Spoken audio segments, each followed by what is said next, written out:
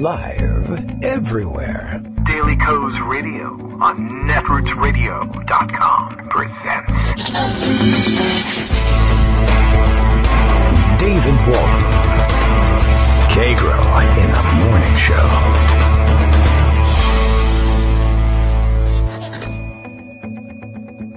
Now, here's David Waldman. Hey, good morning, everybody. How you doing? It is Monday, October 30th, 2017. We've got some unusual circumstances for the show today. Believe it or not, I think you all know what they might be, or you've got some hint about what they might be. But in addition to the not very normal developments happening in and around the Washington, D.C. environs, outside the Beltway, here at Kagro in the Morning World headquarters, we have yet more demolition work scheduled for today.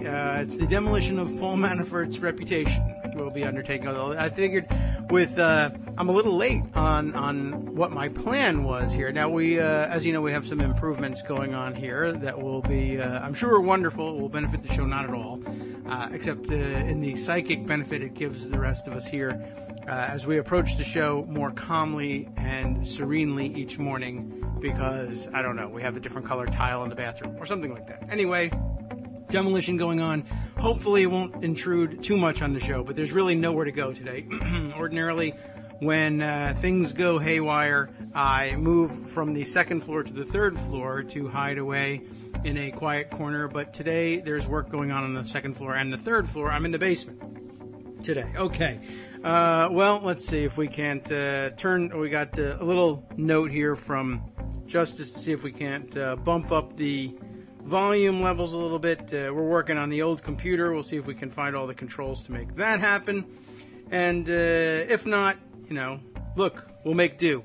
At any rate, we do have plenty to go with here today, obviously. I was thinking of pre-recording the show just in order to try and escape the noise. But then, of course, events of the weekend overtook us, and it became obvious that we couldn't really probably get away with a pre-recorded show on a morning like today. And then I thought, all right, well, I'll put up with the noise, and if there's a lot of pounding going on in the background, I'll tell everybody I'm broadcasting from Paul Manafort's house. Except Paul Manafort's not at his house anymore. He left. He took off for the FBI headquarters, I guess. He has turned himself in, which is, of course, totally normal for any president to have happen. Your campaign manager turning himself into the FBI under indictment by a special prosecutor. I'll read what you're reading. I'll go over to Daily Coast at the front page here. Barb Morrill on the case as usual with breaking news in the early morning hours.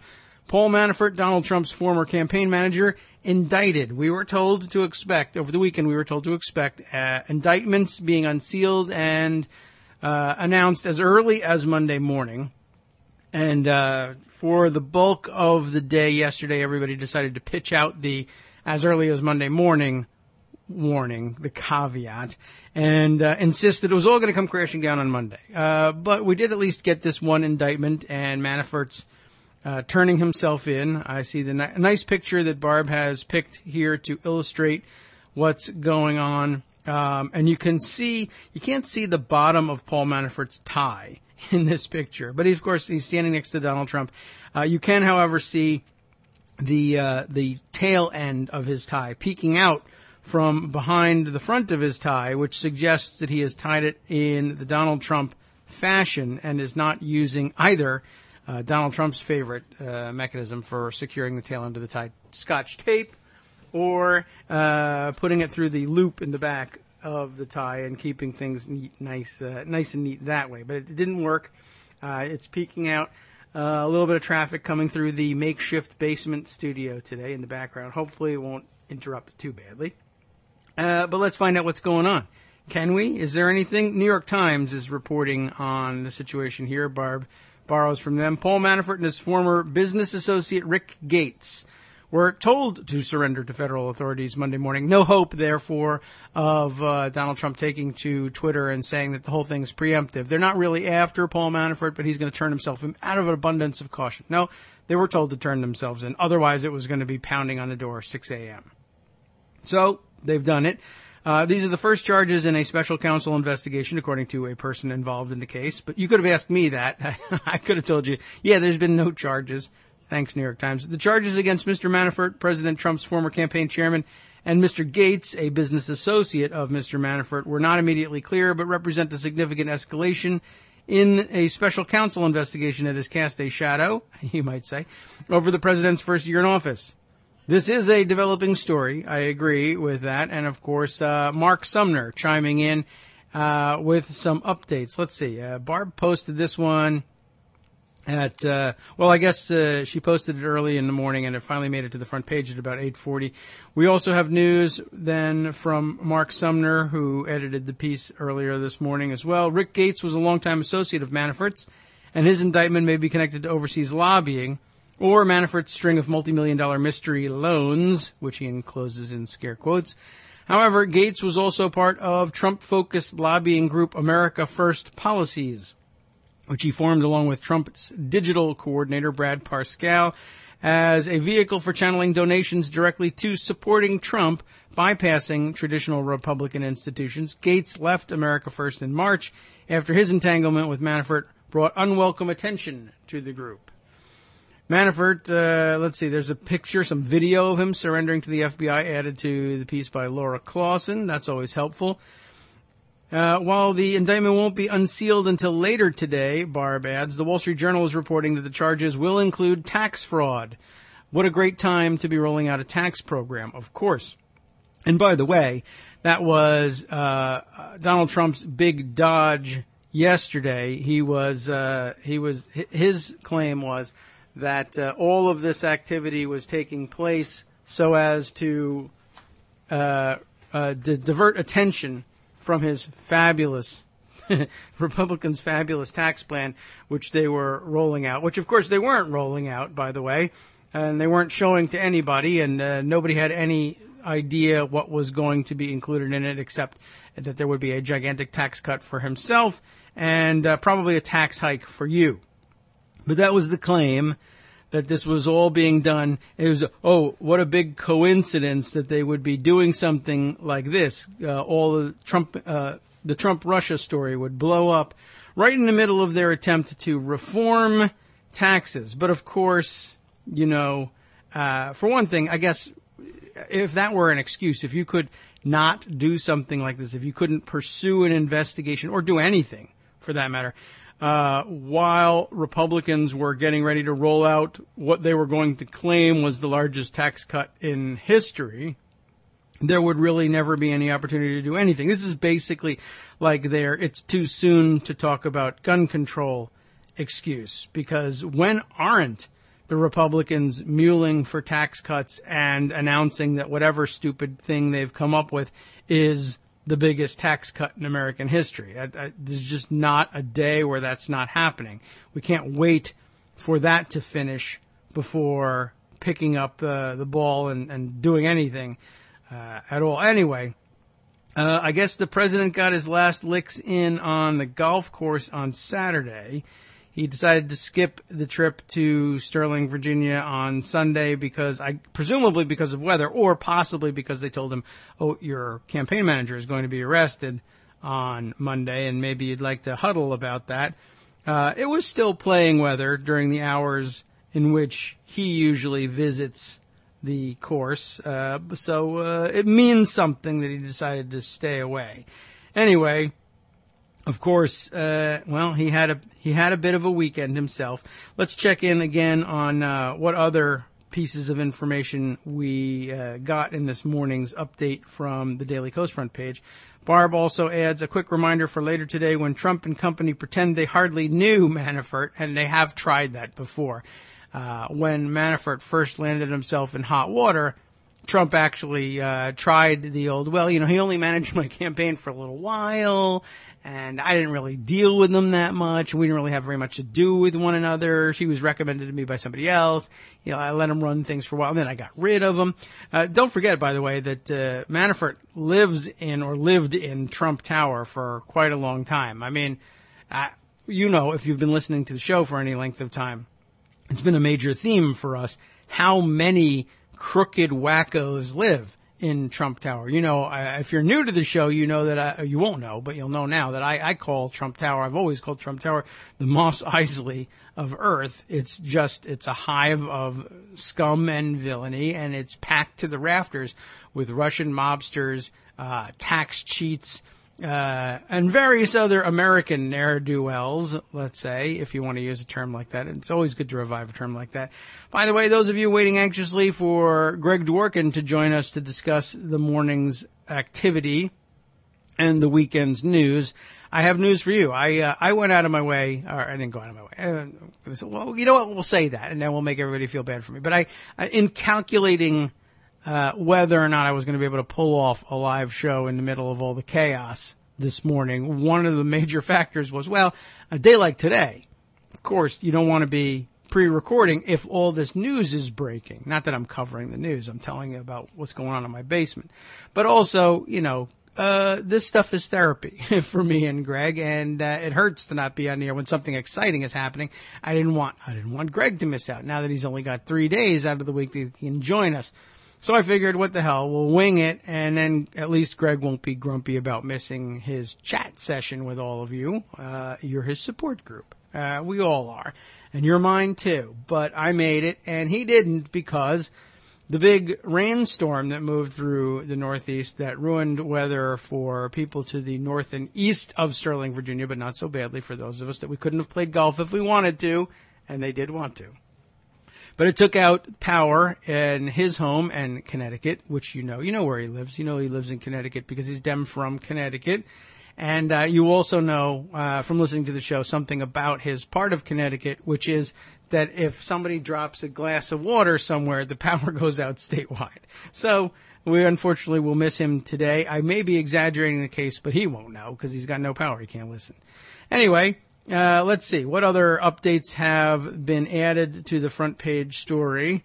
Barb's, right. We left off mentioning that the Wall Street Journal says that one of the charges will include tax fraud. Wall Street Journal doesn't care about any other charges, obviously. Tax fraud is top on their list. That's what makes them the Wall Street Journal.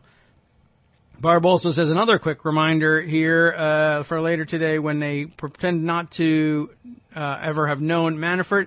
Here is a Trump tweet embedded to help defeat that. Great interview on CNN. Being from Connecticut, somebody says here, he's retweeting here, I'm thrilled you are part of this team. Go Trump. And it's, of course, the interview with Paul Manafort. Manafort all over the television. There's no hiding from Paul Manafort at this point. Anyway, other Twitter reaction. I didn't really get a chance to really monitor things during the morning because of the chaos here, but that's okay. Barb has done our work for us here on the front page of Daily Kos. Twitter reacts to news of indictment of Donald Trump's former campaign manager. That's really even being pretty generous. I mean, okay. I mean, the campaign's over, so I guess he's a former campaign manager.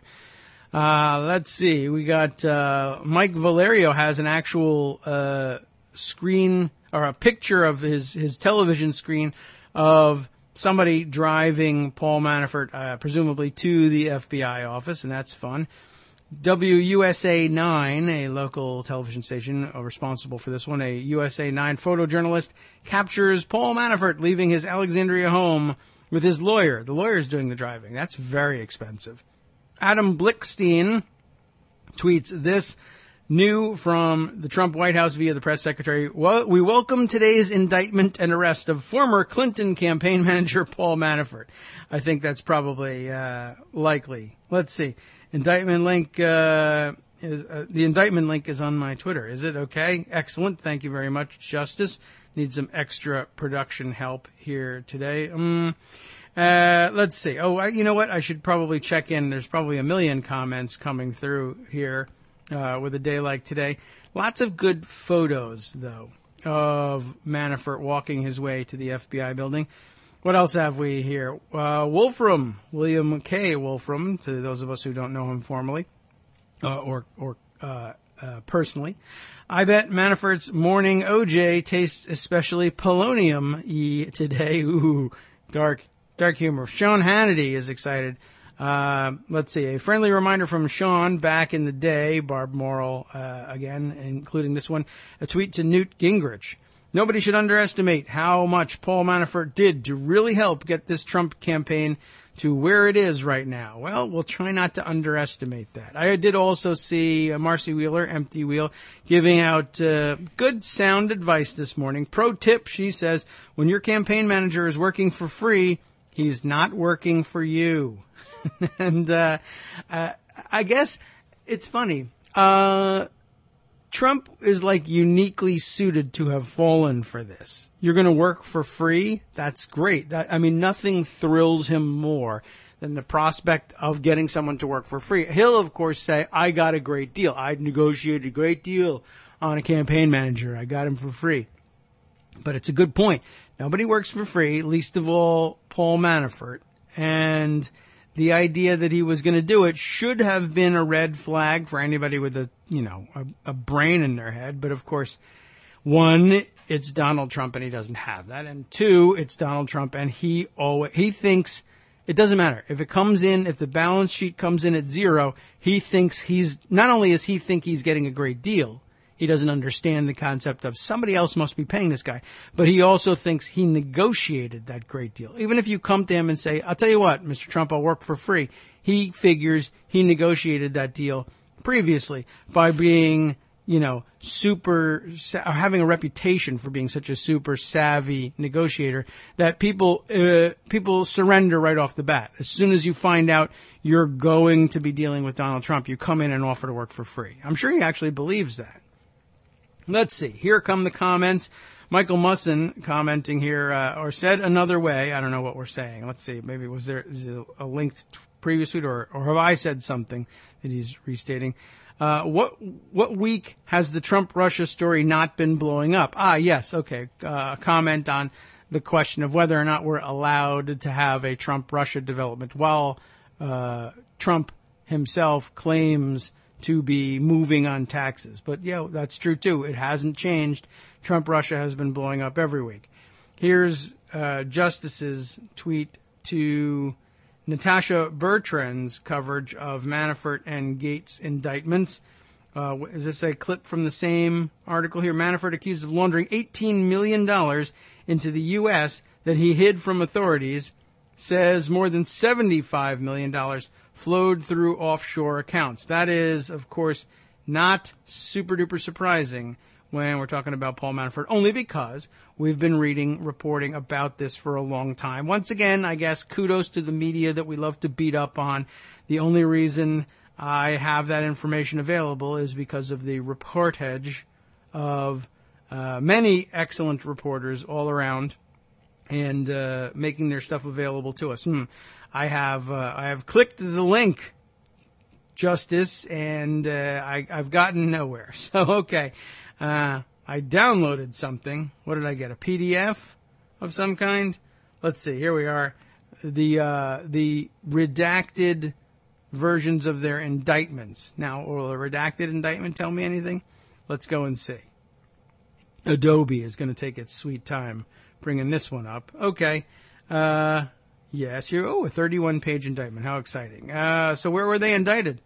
The grand jury for the District of Columbia. Very exciting. Let's see. Paul Manafort, Richard Gates III, served for years as political consultants and lobbyists. Between at least 2006 and 2015, Manafort and Gates acted as unregistered agents of the government of Ukraine, the Party of Regions. We know about that, of course, a Ukrainian political party whose leader, Viktor Yanukovych, was president from 2010 to 2014. Yanukovych himself, and, of course, as consultants for the opposition bloc, a successor to the Party of Regions that formed in 2014 when Yanukovych fled to Russia. That's always going to be a red flag. No pun intended about the red flag, by the way. I don't think we can sort through the entirety of this indictment, not without Armando by our side anyway. And Armando, the door's open in case you're listening and straining to keep your mouth shut about these issues. We can certainly open the doors for you if you've got something to add to all of this. And let's see. It might be time then to, I'll just keep an eye on Twitter. We'll see what else explodes out of the news from today. Any other comments from listeners that we may have missed here. Let's see. Scrolling down now. Other than Bill's morning tweet, which of course wonders, golly, what will KagroX, that BB, on Twitter, and Dem from Connecticut, Greg, have to talk about today? Well, Greg has plenty to talk about. He just can't do it. So we're stuck in that sense. Okay, let's see. Fox, Justice tells me Fox News is currently reading My Pet Goat? Is that the name? You wrote My Little Goat, but, I get your point. What are they doing? As a matter of fact, LOL GOP is interested in monitoring that. Let's see. Better at inventing scandals and hiding. Oh, they have one of their favorite blondes is reading the news this morning. She's got gigantic teeth, and the story for them, according to their Chiron, is Economist questions Americans' patriotism. What an excellent start to the day for Fox News. All right, let's see. Other comments coming in here. Let's see. Kate Sherrill sends us some breaking news. Let's see. A tweet from Jared Yates Sexton. The indictment against Paul Manafort says he could have been laundering Ukrainian money into 2016. So, once you get a taste for laundering money, it's hard to stop. That's how Trump got and stayed rich. Let's see. Rebecca Roman sends us this piece here. Here's the money laundering all Kagro in the Morning listeners already knew. Thanks. See, a good acknowledgement there. Of course, you knew it because of the reporting of people like Garance Frank Ruda, whose tweet is embedded here. Let's see. $75 million, she says, and I guess she's linked to the Justice Department files as well. Here's the clip she took. In total, more than $75 million flowed through the offshore accounts. Manafort laundered more than $18 million, which was used by him to buy property, goods, and services in the United States. Income that he concealed from the United States Treasury, the Department of Justice, and others. Gates transferred more than $3 million from the offshore accounts to other accounts that he controlled. Now, there was a clip that Justice sent too. We might as well take a look at that. Yes. It was that paragraph plus the preceding one, which claimed that Gates aided Manafort in obtaining money from these offshore accounts, which he was instrumental in opening. Like Manafort, Gates used money from these offshore accounts to pay for his personal expenses, including his mortgage, children's tuition. Oh my God, I want you to erase their memories. No more education for you kids. And interior decorating of his Virginia residence. They're quite frou-frou about these things. And, hey, more power to them. I say decorate all you want. We're doing it here, but, hardly any of my money is ill-gotten. So, although I feel ill about having gotten it. I might have taken the day off instead. What else have we got? Kate Sherrill says Evan McMurray has something to add here. Just in, special counsel's indictment of Manafort and Gates contains 12 charges, including conspiracy against the United States. Now, that's a find. And that makes reading the indictment worth doing, just not if all you have is 2 hours. U.S. v. Paul Manafort Jr. and Richard W. Gates III. The indictment somewhere inside says, I guess this is probably right up at the top, easy find. They've been indicted by a federal grand jury on October 27th in the District of Columbia. The indictment contains 12 counts. Conspiracy against the United States. That's tops. Wow. Conspiracy to launder money, unregistered agent of a foreign principal, false and misleading FARA statements. I forget offhand what that stands for, but we'll find out about it, I'm sure, during the day. False statements and 7 counts of failure to file reports of foreign bank and financial accounts. The case was unsealed on October 30th, 2017, after the defendants were permitted to surrender themselves to the custody of the FBI. That's what's going on this morning. Michael Musson. One more comment here. Wonder if the explicit mention of money laundering is also meant as a message to Trump, since he's implicated on that too. Almost certainly. Although, I mean, it's going to be a beaut. I mean, I love the language of this indictment, and really, what else can you take away from it? I feel like I feel a tweet coming on. Maybe during the break, I got to put this one out there. But I had said this morning, as Donald Trump is sitting there ensconced in the White House, sitting on his duff, watching Fox and Friends, which is, of course, basically lying to him about what the hell's going on this morning. We're trying to make him feel better about it if they're touching it at all. Thank you, Kate.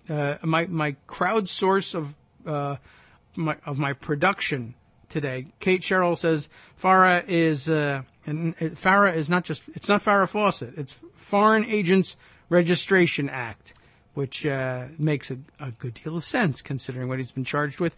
But I was saying this morning to Donald, I was like, hey, Donald. So, anyway, he's complaining about something, trying to divert attention, etc. And you have to take note. Your campaign manager has just turned himself into the FBI. Hashtag not normal, because that's really where we are. Now, it really needs to be updated. Your campaign manager, not only did he just turn himself into the FBI, he turned himself in on charges of conspiracy against the United States. I don't think that can be overstated. I don't know how often people get indicted that. I mean, or I don't know. I don't deal with a whole lot of criminal indictments. Maybe Armando knows. Is that just something if they find you in violation of federal law? Of course, the case is U.S. v. Manafort and Gates. Is that just is that just throwaway boilerplate language? Or are you now guilty of, if you're guilty of conspiracy to break federal law and the case is United States versus you, is that enough to say you're being charged with conspiracy against the United States? Or is that actually an indication of something super serious that most people don't get charged with? I don't deal with enough criminal indictments to know. But maybe you do. Let's see. What else have we got here? John Wendt sends us this clip from Empty Wheel, or a tweet from Empty Wheel, who's clipped, I guess, out of some of the documents here. Manafort allegedly laundered $1 million through local antique rug store. How special is that? And that has such a nice Middle Eastern flavor to it, too. Armando says, indeed, it is a scare phrase, and that does make a certain amount of sense. I'm glad we at least guessed at that. I can't get his message because everything's happening on the laptop today, and it's taking an hour to open up his messages. Yes, he's a scare phrase, and the conspiracy was to thwart justice and treasury. It's pretty serious, but it's not all that. We'll talk more about it after this first break.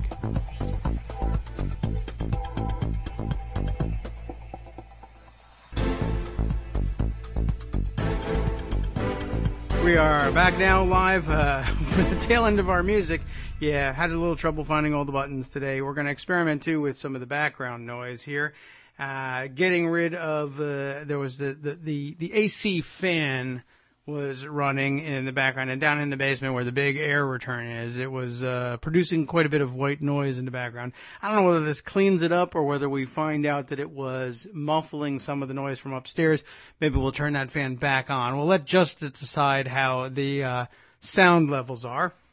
Let's see. Oh, here's a question from Rick, from a KSB, Totally Kyle. That's an excellent name. I like that if you're looking for finding him online, except it's a 1L totally, and the L in Kyle is a number one. It's difficult to explain. KSB is how he's tweeting with the S as a $sign. Is this too complicated? Twitter is confusing.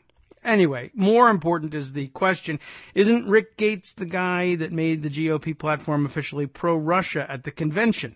That's a good question, and I don't know the answer offhand, but it would not surprise me. Of course, listeners will remember that did happen at the Republican convention. Basically, the only interaction that the candidate who was being nominated for the Republican Party's candidacy for president was interested. The only thing they were interested in doing to the platform was changing it so that it was more pro-Russian. I don't know if Rick Gates was the guy, but that would be a hell of a story if he was. Let's see. Armando says, yes, Gates was involved, but let's see. Let me open up the Twitter. Very quickly flashes those comments across the screen here. Yeah, Gates was involved, but direct guy was someone else. Trump knew. Okay, so I guess the change in the platform was handled directly by someone else here. Let's see. But when we left off, we were looking at the Twitter comment sent to us from John Wendt, who captured Empty Wheel's piece here. Let's see. Manafort allegedly laundered $1 million through a local antique rug store. I guess he's just really into decorating. All in Cyprus, of course. Very interesting, too. And, clarification of Armando's remarks. He says the guy who did the tinkering in the Republican platform for Russia says Trump definitely knew about that. And I don't know, I imagine that's supposed to mean he approved of it, because I suppose at that stage of the game, if he says no, you back off. Okay. What other fun things did we have here? Yeah, it looks like Bill had a comment, though he didn't set it aside for the show, but I just saw his tweet go by. Mueller meeting at the start of his probe. Okay, we know Manafort lied. Lie like a rug, I bet. Good point, Hank. Go and check out the rug stores. Wow, I mean, I guess they tracked every dollar down, as they ought to be doing. They said he was going to do a thorough job, and I suppose he's delivered on that. New story now up at the top of the front page at Daily Kos from Joan McCarter. Manafort indictment unsealed, conspiracy against the U.S.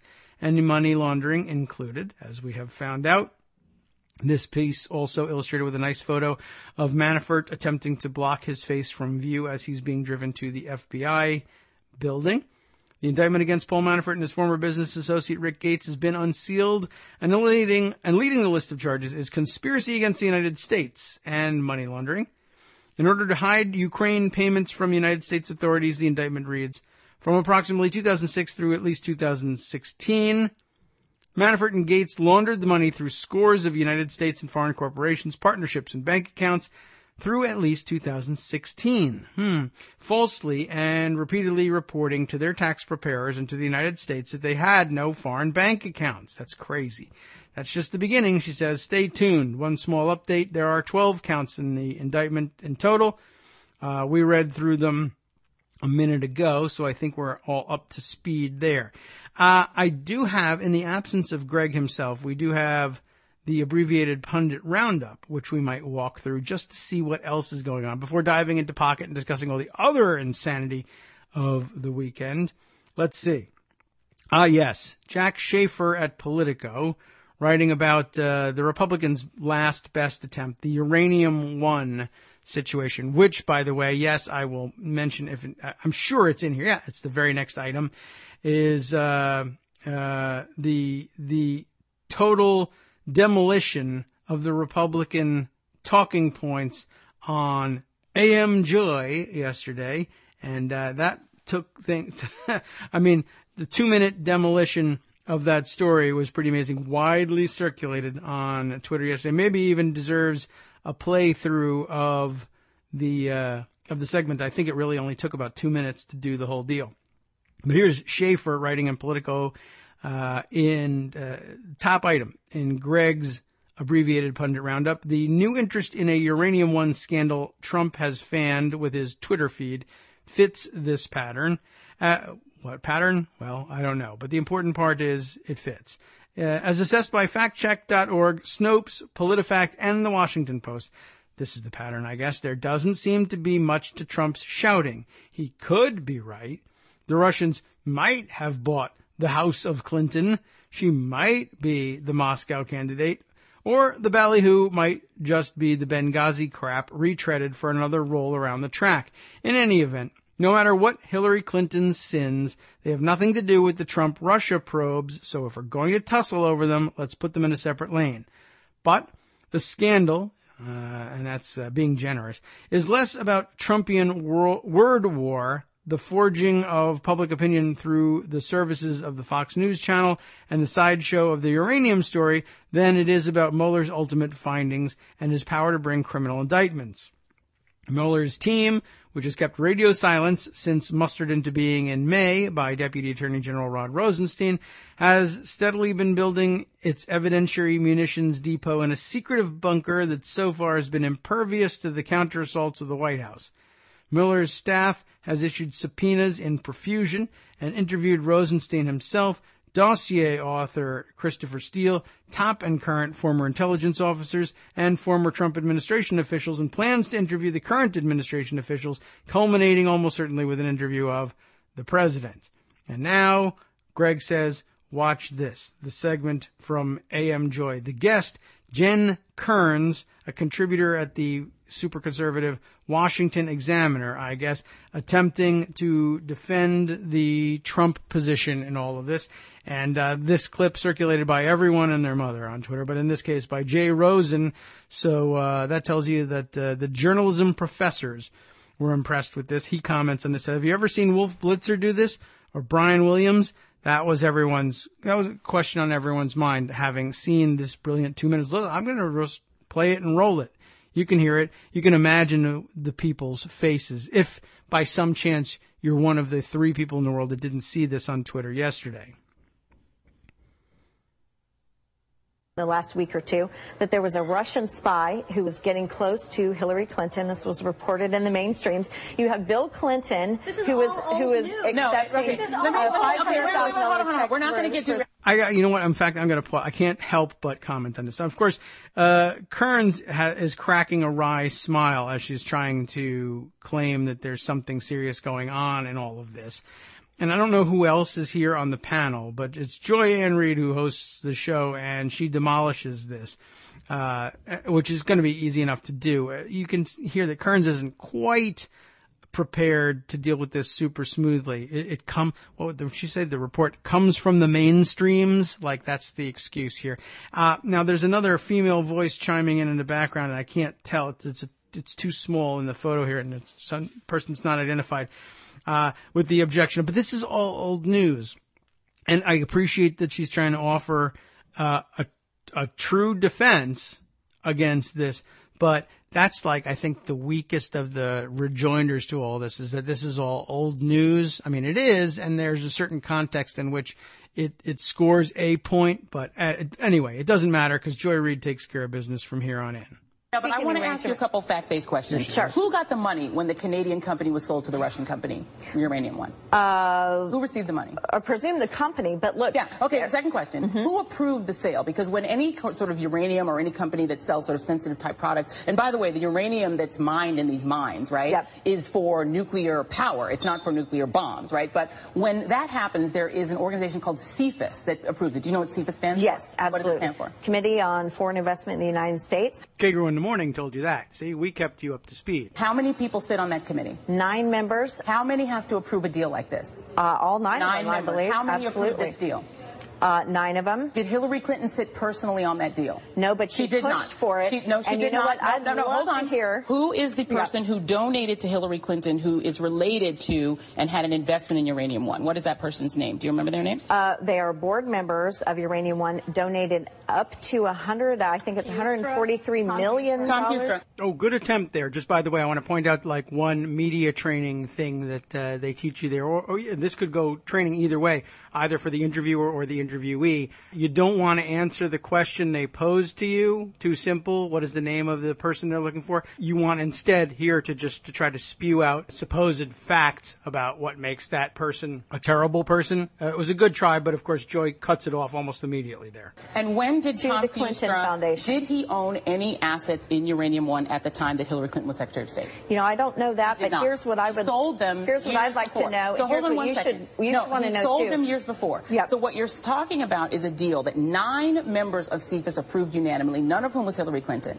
You have a donor who separately gave Hillary Clinton donations at a time when she was not Secretary of State. The two things cross in the night. They have no relation to each other. The members of CFIUS have been very clear that Hillary Clinton had nothing to do with approving that deal. She would have had to strong-arm 8 other people in order to get them to unanimously approve the deal, and ultimately the President of the United States would intervene if they saw any problem. The CFIUS people say now, if that deal came before them today, they would still approve it unanimously. There's actually nothing about the deal that's controversial. The only reason we're talking about it is because, per your even admission, which I think is very honest, the RNC would like us to be talking about this now. I want to bring Catherine Rempel in on that point.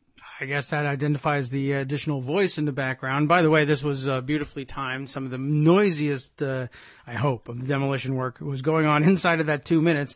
Although now I worry that 2-minute segment will get us in trouble with the copyright people over at YouTube. And we'll see if we can't edit things up somehow and make it usable on YouTube. But, well, I mean, that is the intellectual property, after all, of MSNBC, and we need to acknowledge that. So, and we haven't gotten their previous explicit written permission either. So that's probably something that's necessary. Red tape.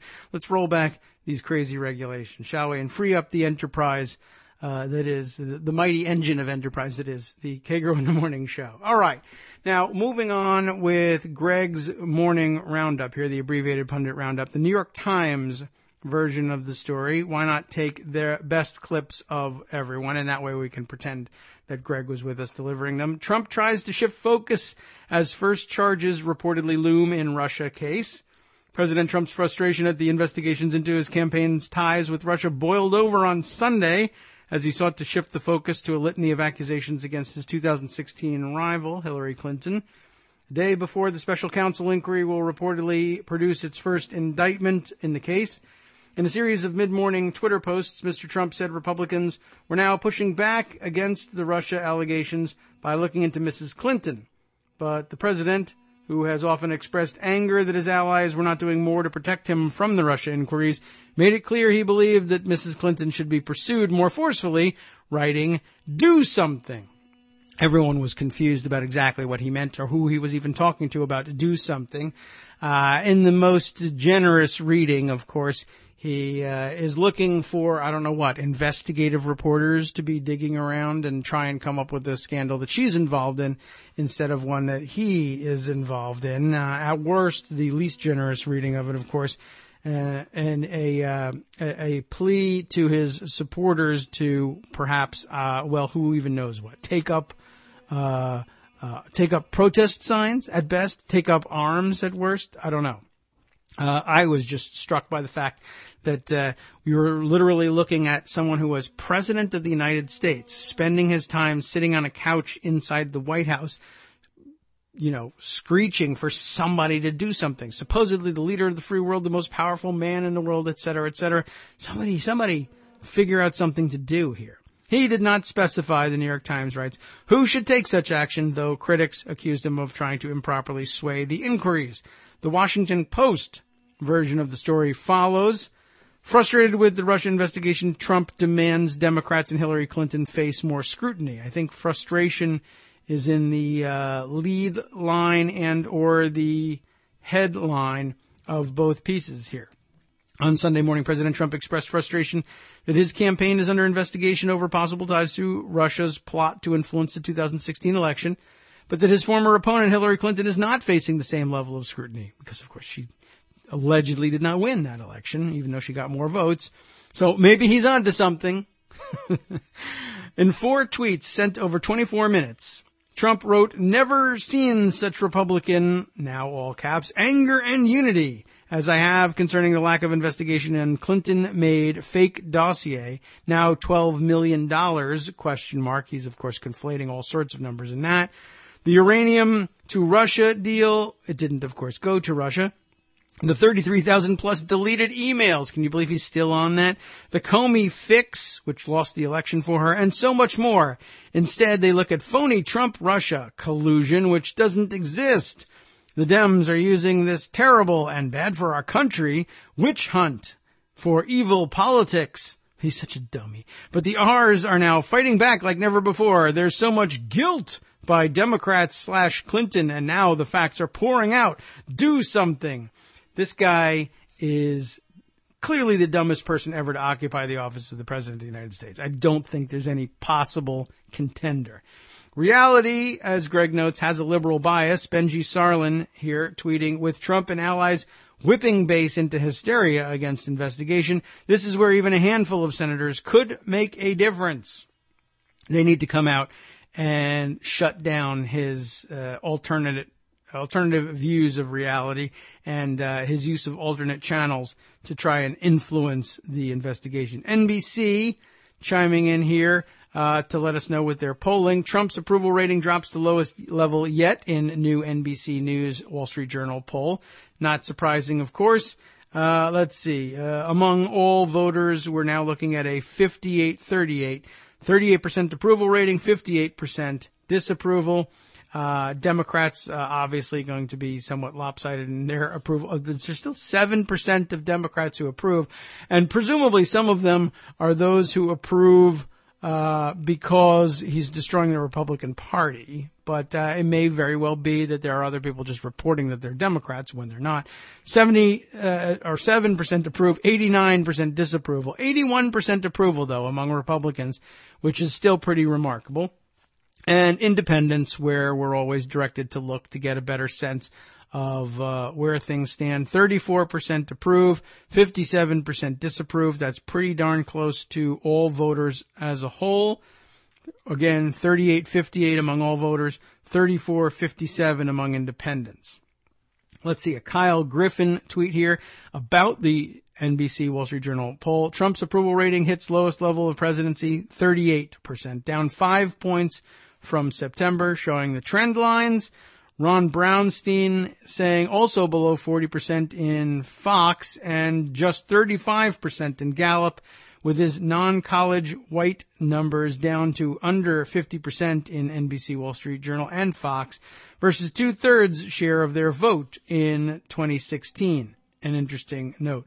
Here, Greg adds his base is not untouchable, and they are not all rally goers. Look at the numbers. Sure, there are plenty of diehards, but not as many as you think. Always the same comforting words. I hope it all pans out. Let's see. Here's a clip from the Religion News Service. Is that, do we hit them a lot?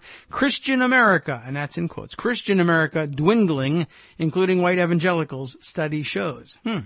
Almost every Christian denomination in the U.S. shows signs of growing diversity as white Christians, once the majority in most mainline Protestant and Catholic denominations, give way to younger members who tend to be of different races, according to a study released Wednesday, September 6th, by the Public Religion Research Institute. An interesting note, to be sure. Thanks for including it, Greg. In non-Trump news, what? Should I even go to non-Trump news? How much of it have you got? Well, let's see. Ed Young, writing in The Atlantic, is it possible to predict the next pandemic? That's a piece of news we're definitely going to leave for Greg to explain to us, but it's there. Those of you who are interested or in finding it immediately, you can, of course, find it in the abbreviated pundit roundup. It's well worth noting, no doubt, but it's so much more fun to discuss if Greg is here to do it with us. What else have we got here for us? He gives us a good sampling, as always. Rebecca Traister in The Cut. Our national narratives are still being shaped by lecherous, powerful men. Yes, that was the other part of the weekend. And I guess the latest allegations now coming out are against Kevin Spacey. This is the part where I wondered how far and how deep will all of this go. Of course, I guess I should be hoping that it just never stops and we root it all out. Of course, that will mean that there will be heroes who topple, both cultural and political, and there will be efforts along the way all the time for Republicans and conservatives and culture warriors on the right to tie those people who might have leanings to the left or outright, direct political ties to Democrats and the left, and use that to try to undermine our political positions. I mean, it's no news there. It's we're certainly doing the same with Republicans, although it seems to me that there's been a lot more news lately that directly links actual Republican officials, like actual elected officials, to this kind of behavior than there were to Democrats. But there certainly are Democrats who are linked to this kind of behavior. And I guess eventually this will come back around. Somebody will bring it up, and I guess we'll be able to push it aside and dismiss it somewhat because the man is dead. But, I mean, I guess these things always tend to come back in Republican circles to Ted Kennedy. But in the meantime, we have Kevin Spacey, and he's apparently a Democratic donor of some note as well. So they'll be trying to connect elected Democrats everywhere to Kevin Spacey, the Kevin Spacey party. Of course, I don't know. I mean, they've got plenty of their own. Mark Foley, Dennis Hastert, Speaker of the House. Hello, nothing. Rings a bell with no one, apparently. But Rebecca Traister's piece here well worth excerpting, and it's the last bit of the abbreviated pundit roundup, so we'll take a quick look at it. The media is breaking the news here. The media is also deeply implicated in this news, especially the last couple rounds of news on Mark Halperin, and there was more about him over the weekend. Anyway, the media is breaking the news, but they're also deeply implicated in the news and still shaping how the tale is getting told. Ours is an industry, like so many others, dominated by white men at the top. They have made the decisions about what to cover and how, and they still do. Well, look at me. I just left the decision to a white guy in Connecticut. The pervasiveness of these power imbalances and the way they affect how this story, even this story itself, is being told are instructive. Here is something you should know from inside a publication. For every one of these stories of harassment and predation finally seeing the light of day, reporters are hearing dozens more that will not be published because women won't go on the record in an industry still run by the people they want to name, or because the men in question aren't powerful enough to interest those who are powerful enough to decide what has news value, or because the damage these men are alleged to have done seems insignificant on a scale that has recently been drawn to accommodate the trespasses of Harvey Weinstein and of writer-director James Toback, named by more than 300 women, whose accounts, by the way, he denies. It was an interesting weekend on that front, no doubt about it, and more thinking at home, even without the radio show going on. But my preoccupation in all this has been thinking about I'm sure, men as well as women whose careers didn't develop. I'm wondering, what have we lost as a country, as a culture, etc., from people who entered into their careers full of promise and talent, but who either turned around and fled the industry entirely, or just didn't pursue what they wanted to pursue because they felt closed off by the improper advances of senior people in their chosen profession. How many people fled journalism because of Halperin? How many people fled the entertainment industry because of Harvey Weinstein? There are certainly lots of people who managed to soldier on through it or recover enough afterwards, but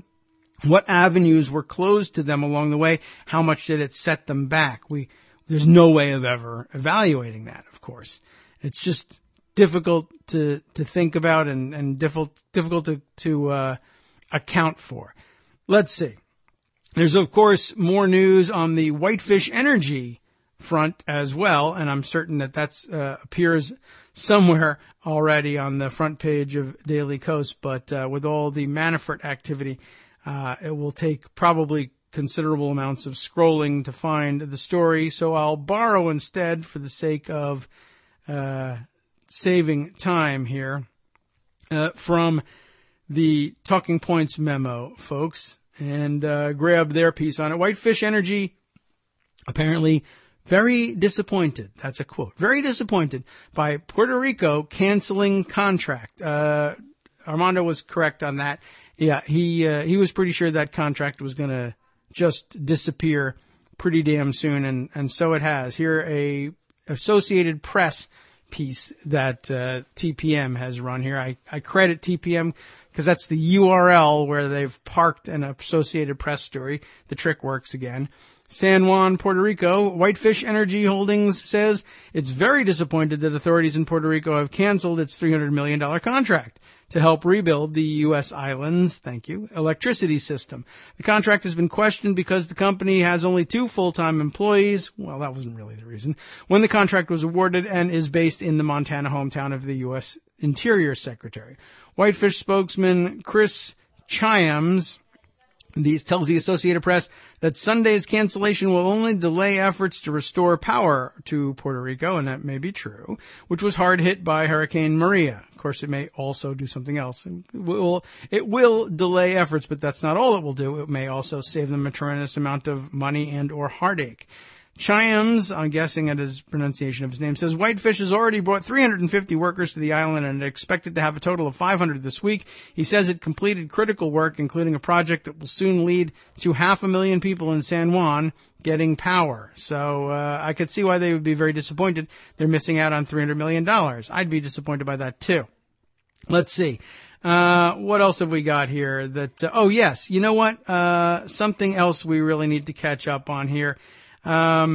We are gonna see by the end of this development, there's more and more reporting each day, and this one I think comes with some embedded video that will likely autoplay, so we'll try and take care of that as soon as we open the page here, but things are moving a little bit slowly.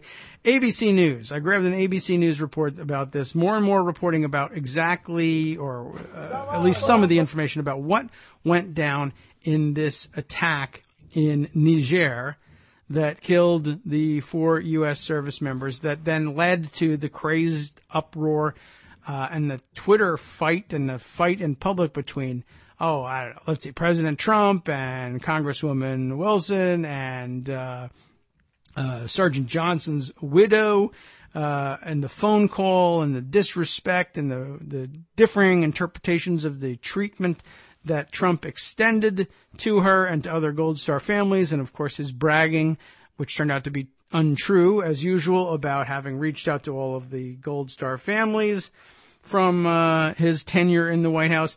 But now we're beginning to learn more and more about what happened in this Niger attack, and it's not looking particularly good for Trump. However, it is looking particularly good for the reputation of LaDavid Johnson, who apparently acted with tremendous heroism, according to these reports. I will save that news for you for after the next break, just so I can sort of do it uninterrupted. But, there were early indications that perhaps his role in the defense of his fellow service members during this incident in Niger was worthy of great note, and certainly worthy of greater respect than the president gave him. We'll tell you more about it after this break for station identification.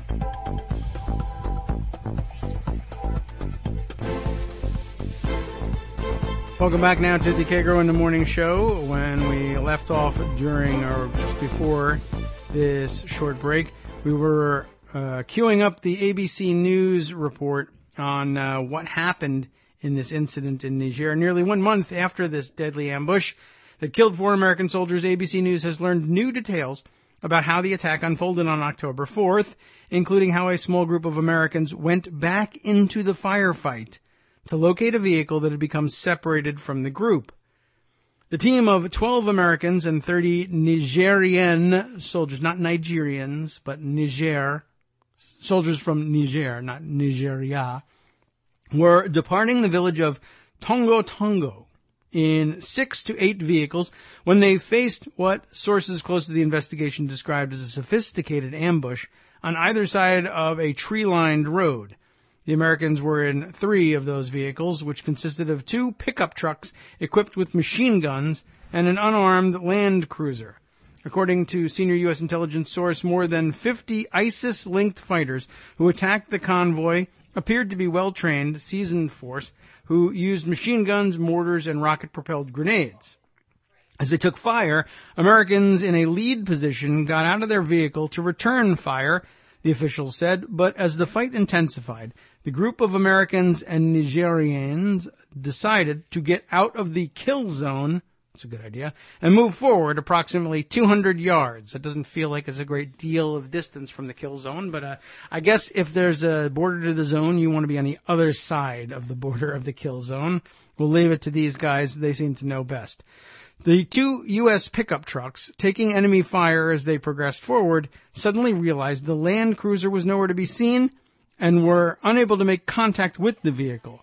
One guy said, "We're not leaving these guys behind," the official said. 2 of the Americans turned back on foot to search for the missing vehicle, on foot, back into the kill zone, mind you, while others followed in a pickup truck as Sergeant LaDavid Johnson, who was later killed, gave them cover by firing with the machine gun mounted on the back of one of the pickup trucks. It was then that the separated land cruiser was hit by a mortar and then gunfire. Inside were Staff Sergeant Brian Black, Staff Sergeant Jeremiah Johnson, and Staff Sergeant Dustin Wright, all killed in the attack. The battle was fierce as the American and Nigerian forces fought to keep from being overrun by waves of fighters The Americans continued to fight from their vehicle and on foot. At some point, one of the U.S. pickup trucks was disabled.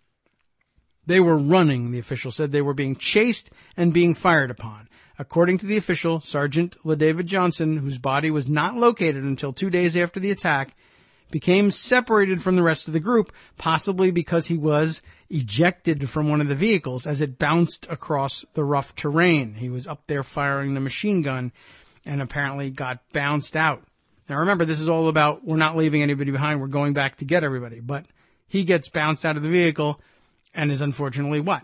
Left behind. Well, there's more information about this, and we might as well read through it so that we know what else happened here. This next section, very interestingly, titled, "The French Saved Our Men."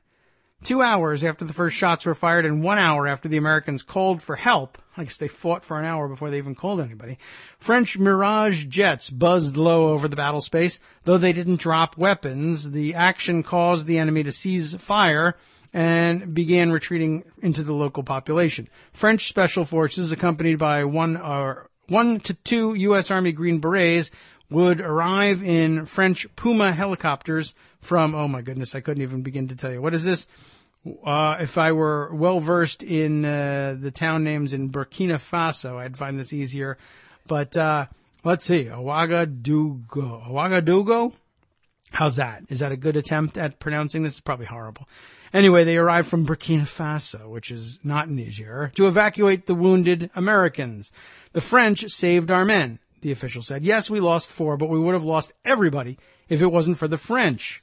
There's a lesson for the right in that somewhere. A Nigerian quick reaction force was also deployed and arrived later. Chairman of the Joint Chiefs of Staff, General Joseph Dunford, said during a Pentagon briefing on Monday.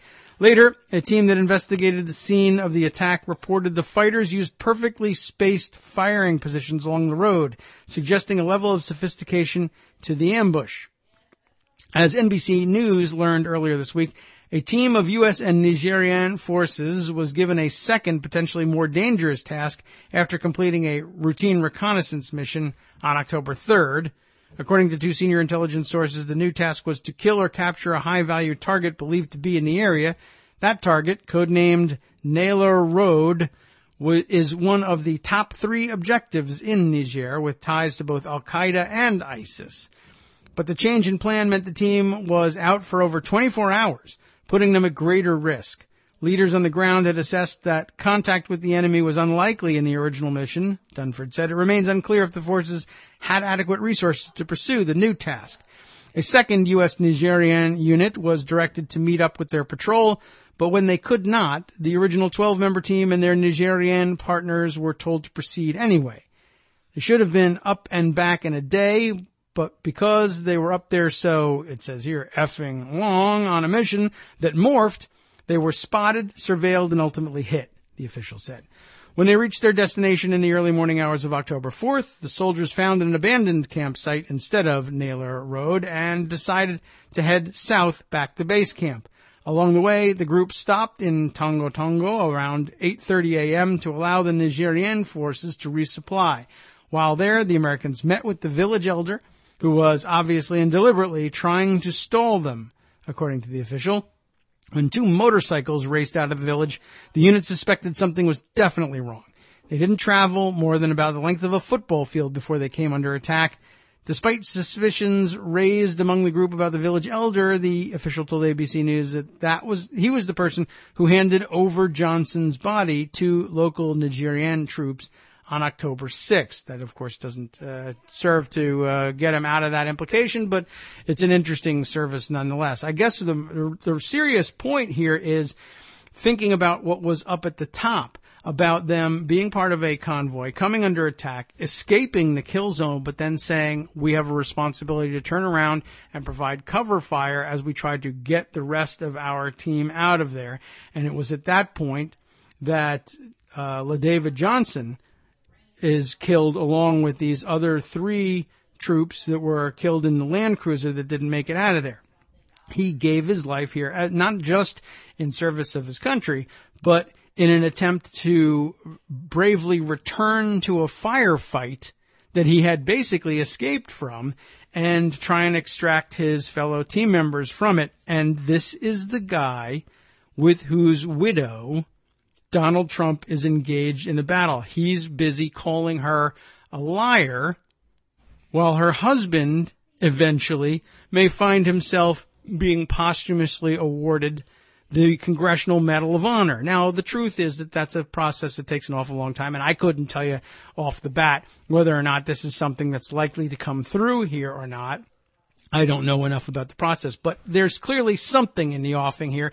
This man is going to be awarded medals, and serious medals at that, posthumously, of course. This should also, of course, be a solemn ceremony for the widow, but they will be ordinarily, something like this would be presented by the President of the United States.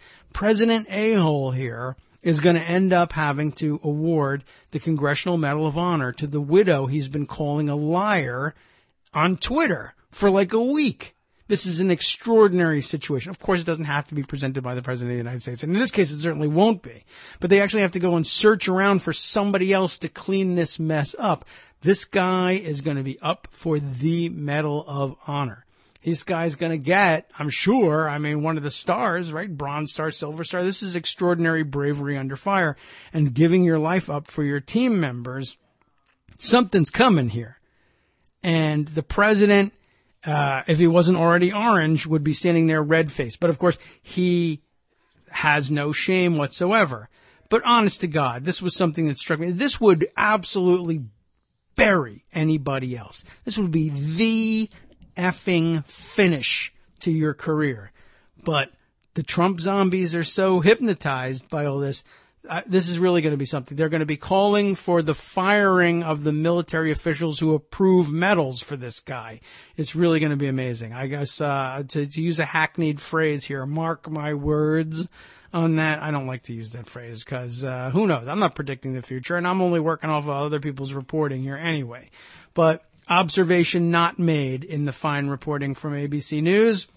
I think it's too speculative. It doesn't belong in there. We'll save that one for ourselves. Okay. What else can we turn to? Lots of discussion about John Boehner profile that ended up in Politico magazine over the weekend. I see it's trending right here on Pocket, and it seems like a fun one. Maybe we ought to share it just to change directions a little bit. If that story about David Johnson didn't infuriate you, I don't know what else to tell you. Let's see. But before we delve into this one, catching up on other comments, giving us some ideas for other roads to explore as well. Bill in Portland saying, let's see, Trump is at 35% in the Gallup poll, 38% in the Fox poll, 38% in Washington NBC News, Wall Street Journal poll. Midterms could be a shellacking, but there's still a year between us and them, so you never know. But it's a nice situation. I'd rather be here than elsewhere, I suppose. Although I'd rather be where they're polling at 0. Kate Sherrill adding, Jared Kushner also made a secret visit to Saudi Arabia last week, exploring whether or not the extradition treaties are in good shape there. I guess I don't know how often White House aides make their own secret trips to Saudi Arabia, but do remember he's supposed to be in charge of Middle Eastern peace. So I guess it's not completely out of the question. Oh, I didn't realize how loud the phone was here next to me down in the basement. I wish I had realized that this one was on. Well, we won't at least hear the message. We'll just hear lots of interference. It's just like Greg's calling. Michael Musson has one other comment on Whitefish. Let's see. Whitefish is relieved, he says. The contract has been canceled since it is now public, saving those involved from prison. That might be, I don't know how serious the charges may have eventually been against them, but I guess they're probably happy to extricate themselves from being in over their heads. Now, Politico magazine's profile of John Boehner. The rehabilitation of John Boehner begins alongside the rehabilitation of George W. Bush. George H.W. Bush, who wasn't particularly in need of rehabilitation, has had a hell of a week, of course. And everybody who has written bios of George H.W. Bush really in anticipation of his death. I mean, I'm not wishing the guy into the grave just yet, but he's like 93, 94 years old and not in particularly good health.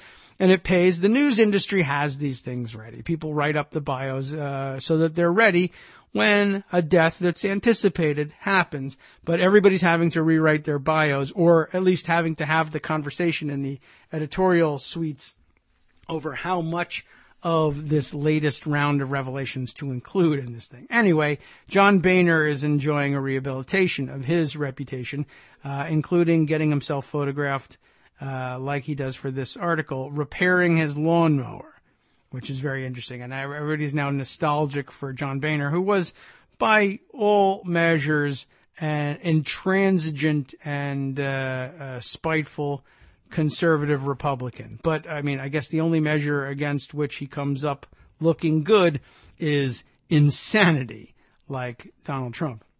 Here, this piece called John Boehner Unchained. About how long is this thing? I mean, it's a magazine profile, so I'm not going to get through all of this, of course. But I guess everybody was into this profile because he felt free at last to let everyone know that he thought particular members of Congress, whom he names by name, were jerks and a-holes.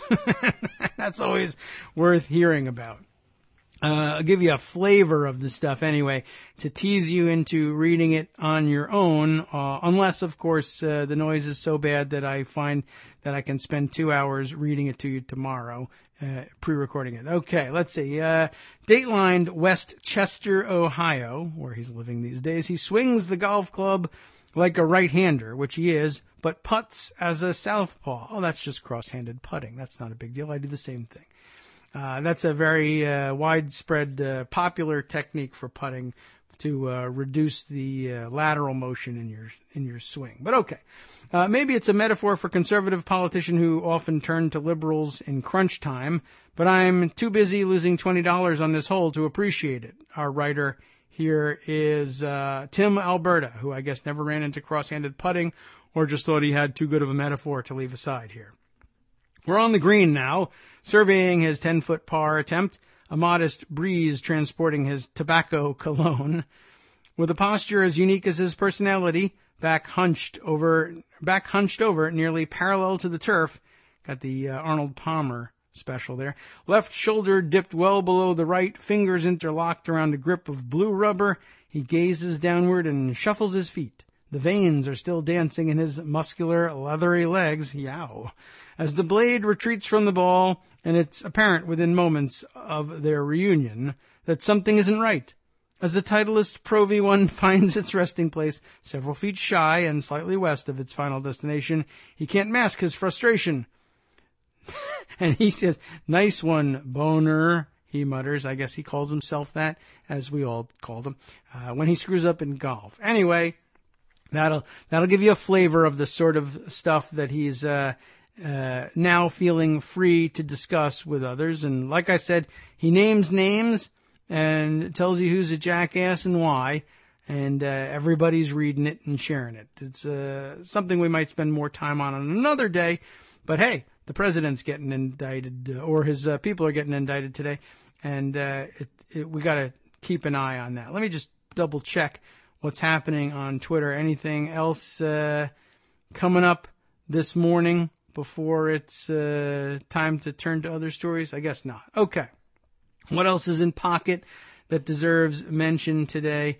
I mentioned for you earlier in the show that it was a hell of a weekend for further developments in the sexual harassment arena and in media in particular, or journalism in particular. Mark Halperin had, there were further developments. And by the way, I guess, I don't know, when we were discussing him Thursday and Friday, I guess, I was wondering, without trying to draw too heavy a line between what Mark Halperin was up to and what Harvey Weinstein was up to, that there might be some qualitative difference between what they did. And it turns out that it's really more quantitative than qualitative. I was saying, for instance, does anybody really believe that Mark Halperin was doing the sorts of things that at worst Harvey Weinstein was doing? Well, first of all, was he raping anybody?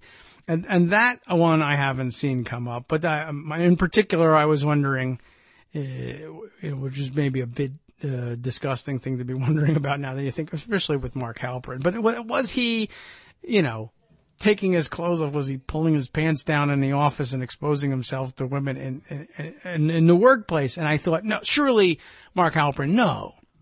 Only there is at least one such allegation. And I guess now we're down to the difference being quantitative. He didn't do nearly the volume, it seems, that Harvey Weinstein did. But how many of these do you have to do? I think one's quite enough.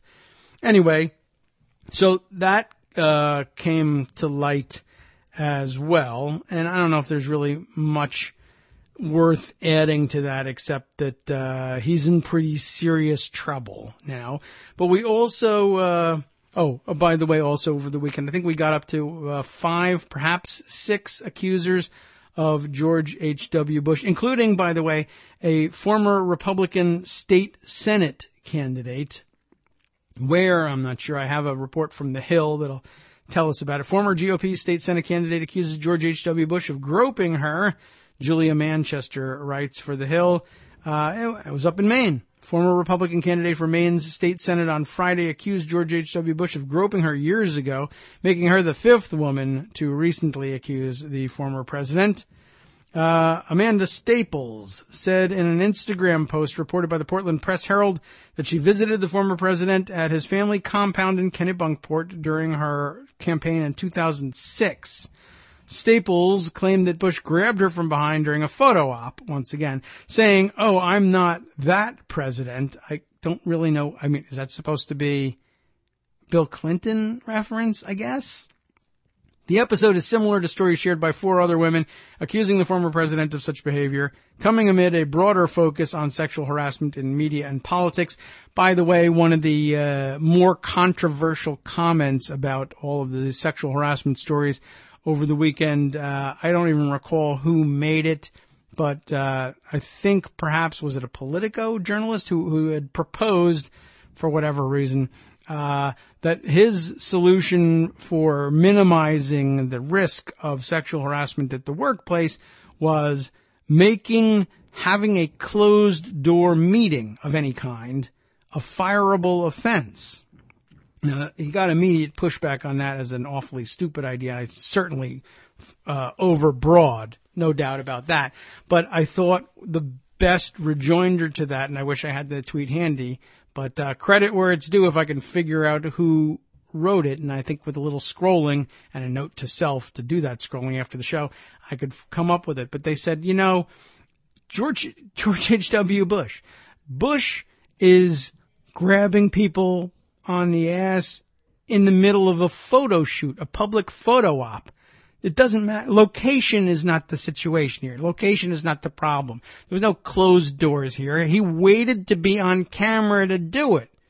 And I thought, well, it's a good point. It might prevent some kind of people from doing some kinds of things, but it's certainly not a cure, and it's so overbroad as to be just flat stupid. Anyway, so there we are.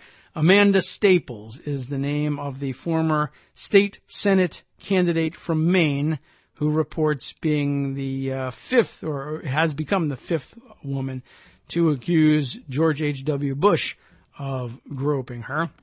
New note in here from Justice, who says something interesting coming in about the indictments, a tweet that I'll open up and take a look at. Michael A. Scarcella. I'm not familiar with, but he's a senior editor at law.com and the NLJ and Legal Times. Okay. So, we get some sense of where he's coming from. Unsealed now, George Papadopoulos, foreign policy advisor for the Trump campaign, secretly pleaded guilty. Let's take a look. That name has come up a few times, obviously, but, not somebody we paid a great deal of attention to. Let me just take a look at what's included here in the tweet, the photo that's attached here. Statement of the offense reads, pursuant to the Federal Rules of Criminal Procedure 11, the United States of America and the defendant George Papadopoulos stipulate and agree that the following facts are true and accurate. These facts do not construe all of the facts known to the parties concerning the charged offense. They are being submitted to demonstrate that sufficient facts exist that the defendant committed the offense to which he is pleading guilty. The overview reads, the defendant George Papadopoulos, who served as a foreign policy advisor for the presidential campaign of Donald J. Trump, made material false statements and material omissions during an interview with the Federal Bureau of Investigation that took place on January 27, 2017. He's being interviewed, I guess, for a security clearance, or in relation to somebody's security clearance, if not his own, by the FBI post-transition here. At the time of the interview, the FBI had an open investigation into the Russian government's efforts to interfere in the 2016 presidential election, including the nature of any links between individuals associated with the campaign and the Russian government, and whether there was any coordination between the campaign and Russia's efforts. The FBI opened and coordinated the investigation in Washington, D.C. So I guess just getting a flavor for all this, Scarcella continues. Here's the criminal complaint alleging false statements to the FBI. This from page 3 of this filing. Based on the information provided herein, there is probable cause to believe that on or about January 27, 2017, George Papadopoulos, the defendant, made material false statements and omitted material facts from the FBI regarding his interactions during the campaign with foreign contacts, including Russian nationals. That's a charge they could obviously indict Jared Kushner on as well, but so far have not done. On that date, Papadopoulos met with the agents, and after being advised that the failure to be truthful could lead to criminal penalties, Papadopoulos made material false statements and omitted material facts. For example, Papadopoulos falsely described the interactions with a certain foreign contact who discussed, quote, dirt related to emails concerning then presidential candidate Hillary Clinton, when in truth and in fact Papadopoulos had repeated communications with that foreign contact while Papadopoulos was serving as a foreign policy advisor to the campaign. Scarcella continues by saying prosecutors accuse Papadopoulos of false statements about this interaction and interactions during the campaign with Russian nationals, and attaches the rest of the document for our perusal. So this is the first of them that names the campaign with respect to these. And this is not a new indictment. This is just, I guess, the newly released fact of his guilty plea. Interesting. Heavy.com with their favorite format here, 5 fast facts you need to know about someone who's in somebody else's news reporting. What do we need to know about George Papadopoulos? He looks like a dick, I can tell you that. That doesn't mean very much. But George Papadopoulos was a campaign advisor to President Donald Trump. According to the Chicago Tribune, Papadopoulos sent emails to 7 campaign officials during the election with the subject line, meeting with Russian leadership, including Putin. That'll raise eyebrows. The Chicago Tribune adds that Papadopoulos' proposal sent a ripple through the president's campaign headquarters, many of whom feared that it was a possible violation of U.S. sanctions against Russia and of the Logan Act, which forbids U.S. citizens from unauthorized negotiation with foreign governments. Here's what you need to know about this guy. 1, he worked as a research associate at the Hudson Institute from 2011 to 2015.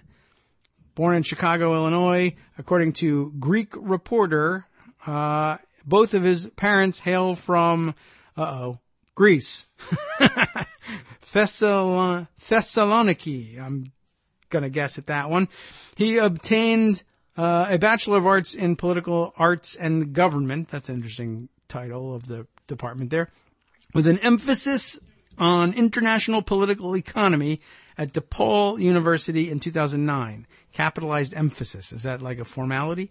He would go on to get his Master of Science and Security Studies at the University College in London in 2010. According to his LinkedIn account, his dissertation focused on the effects of low governance and state capacity levels in the Middle East.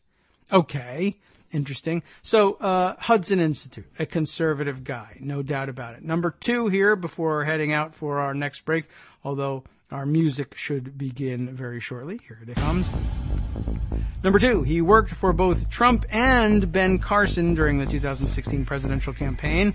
We'll just hit the highlights here. Number 3, he specialized in oil and gas consulting during Trump's campaign. That's foreign policy as far as Trump is concerned. Number 4, he told officials that he was acting as an intermediary for the Russian government. And number 5, according to new documents, he made at least 6 attempts to have Trump meet with Russia. We'll be back after this next break.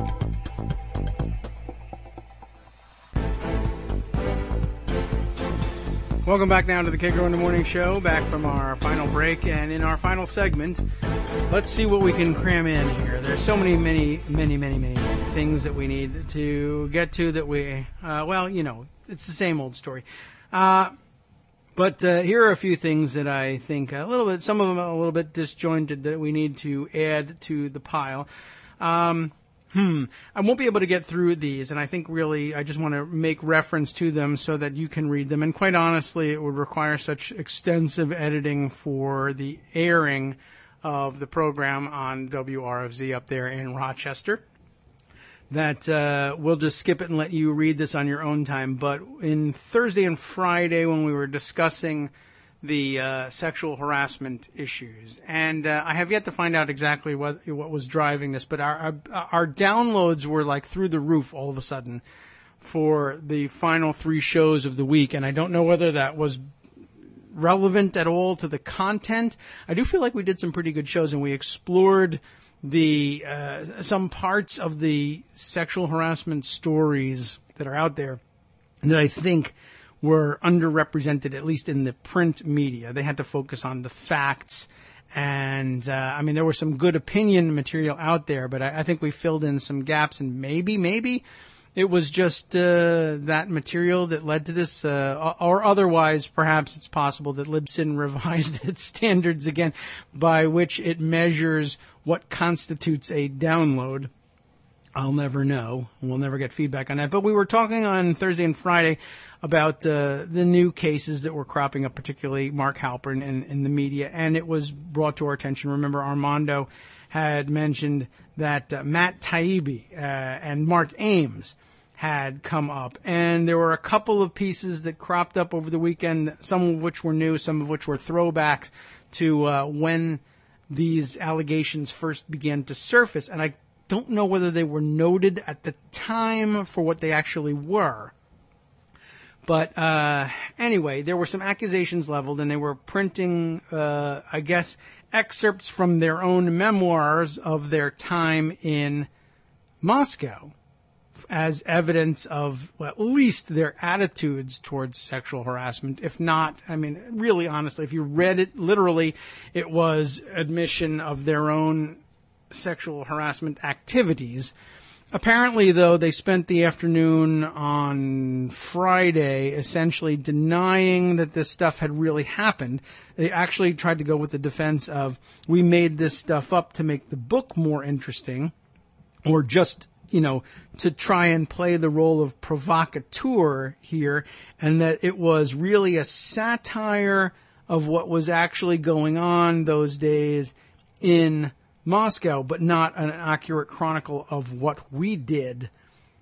But that sort of seemed to fall apart pretty quickly, too, with the production of numerous interviews and additional materials surrounding the release of their book, in which they kept insisting to those interviewing them that, yes, that was an accurate chronicle of what went on, and this idea that it was some sort of clever satire of what went on, not in their lives, but in the lives of others in Moscow in those years, seems to be a latter-day formulation, let's say. But a couple of truly disturbing profiles of these guys and what they were up to in Russia, and I would recommend to you to read it. Let's see. I've got 2 pieces here. One called From Russia with Lust.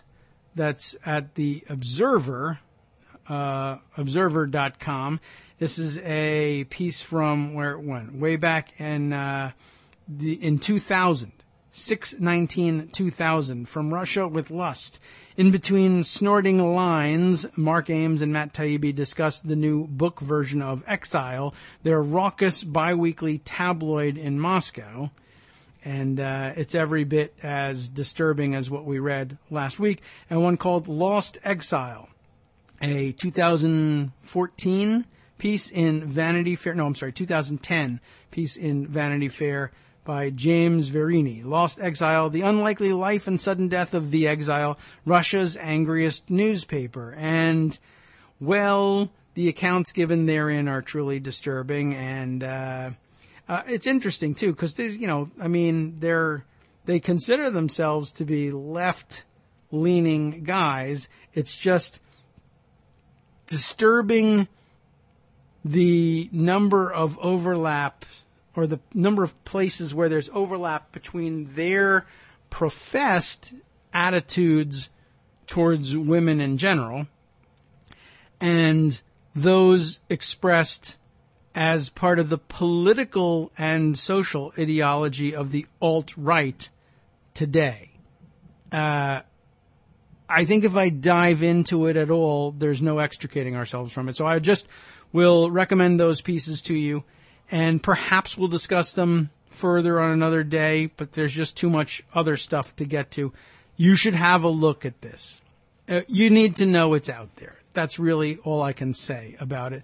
And it might be worth reading, let's say, alongside this piece, which otherwise seems to be a disjointed lone dot on the graph, from the Daily Beast. Russia's troll factory, you know who we're talking about here, made Hillary Clinton, quote-unquote Hillary Clinton, sex tape, ex-worker claims. A veteran of Moscow's internet propaganda army has gone public and says the job was more comedy than warfare. But, of course, how often do we hear that excuse? I'm just a comedian. I'm an entertainer. I'm making up stories for entertainment value. Rush Limbaugh uses that excuse all the time. And, of course, I'm sure at some point Breitbart will do the same. Katie Zavadsky wrote this piece last week. A Russian government-backed troll factory hired a black man. And again, the overlap with the alt-right's weird sexual tropes here. I mean, part of their whole cuck thing when they call, conservatives that they don't feel are conservative enough that, that they call cucks, which is short for cuckold, which is an archaic term, but apparently it's an entire genre of pornography as well. And very frequently it is portrayed. I mean, there's no racial element to, I guess, what you would call cuckoldry, I guess. But, for these alt-right white supremacist weirdos, being cuckolded is that much more humiliating if the man cuckolding you with your wife is, if you are white, is a black man. And apparently that's like the overwhelming majority of this genre. So here's what they did. A Russian government-backed troll factory hired a black man and a Hillary Clinton lookalike to make a sex tape. According to the first former employee of the factory's American division, I didn't even realize that they had, oh, I see, okay. I mean, if they have an American-based operation, I'd like to join that and work for the other side if we could, please. The first of the former employees of the factory's American division to go on the record. Alan Baskayev worked for the Troll Factory, also known as the Internet Research Agency, for about 6 months, and he told the independent Russian television channel TV Rain. He gave them an account of the night shift at the Troll Factory's American division, which sheds even more light on the inner workings of the Russian-sponsored effort to influence the U.S. elections. The Trolls ran websites that published pro-Trump stories and attempted to sow racial discord. They were also behind hugely popular Twitter accounts, some of which were retweeted by Trump campaign officials and even Twitter CEO Jack Dorsey. And the Troll Factory had ordinary Americans organize rallies at its behest. We know about all of that. Baskayev now works teaching Russian in Thailand, but just 2 years ago as a college student he talked his way into a job impersonating, quote, Kentucky rednecks and black Americans with youthful bravado. Yet Baskayev and the other young people who wrote propaganda for spending money didn't take the job too seriously, he told TV Rain, not unlike the Macedonian teenagers, right? You know, there's this meme about the Troll Factory, people sitting in black caps, masks behind them. There's a photo of Putin and the Russian flag, and they're so intense, he said, shaking his head. I don't know what happened on the day shift, but the night shift was a bacchanal. We did the most ridiculous things we could think of. I don't know. I had no other impression of what they were doing, but okay. Baskayev worked at the factory from November 2014 to April of 2015, mostly writing posts on political forums online. Once, Baskayev recalled, Russian propaganda makers thought they hit the sensation jackpot with a fake video of a black man and a woman who looked like Hillary Clinton having sex. Do you understand? No one will believe that, Baskayev said. Okay, that's a wise objection, but okay. Another time, he recalled Our Idiots made a video that supposedly featured an African-American soldier shooting a Koran. But, Baskayev laughs, the man turned out to have an African accent. Comments on the YouTube page for that video are in Russian, mocking the failed piece of propaganda. But we recall, of course, the other day we were reading about one of the fake YouTube pages that the Russian propaganda factory paid for, utilizing exactly the same sort of person, a black man with an obvious African accent, but they ran with it anyway. It also didn't work very well, but interesting. Baskayev said that if he thought his former bosses or their patrons were people who could hurt him for speaking out, he wouldn't be showing his face on camera. That's a good point. And he suggested security at the Troll Factory was pretty lax and didn't pick up audio. The night shift trolls played ISIS songs and greeted each other with "Glory to Ukraine," Baskayev told TV Rain. And Baskayev fingered Putin pal Yevgeny Prigozhin as his former boss, or, as he says it, our guy who gives us money. But the real head of the American department, he says, was the Azerbaijani-born, wow, here's a new one for us, how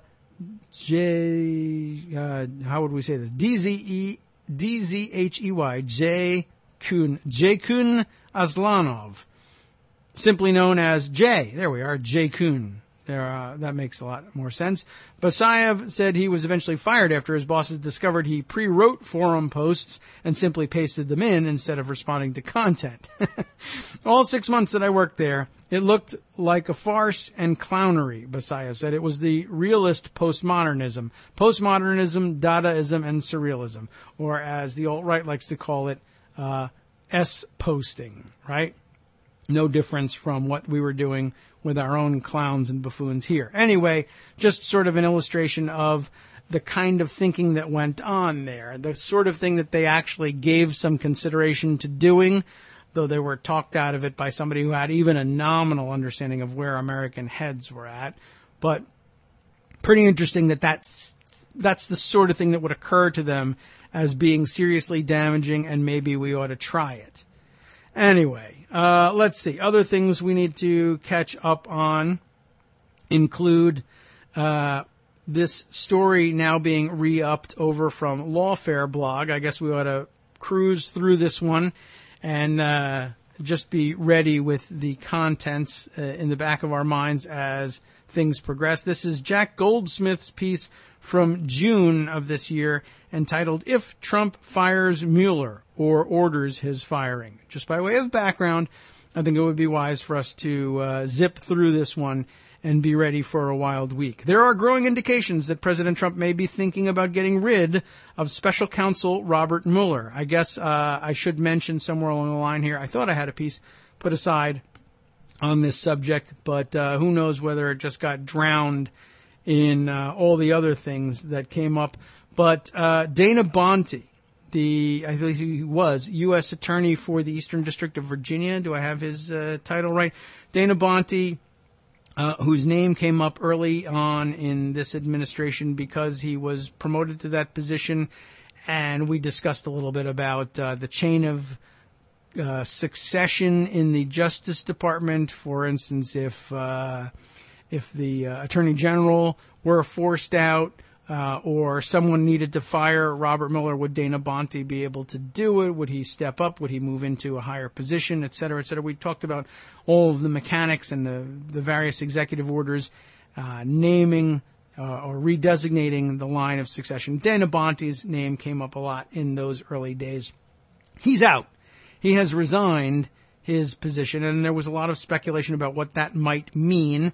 Remember, he also had impaneled federal grand juries in the Trump-Russia probe, separate from Mueller, but along parallel tracks. One of the early bits of speculation on his resignation, and it later became pretty obvious that he was essentially forced to resign. The president basically said, I'll have your resignation or I'll fire you.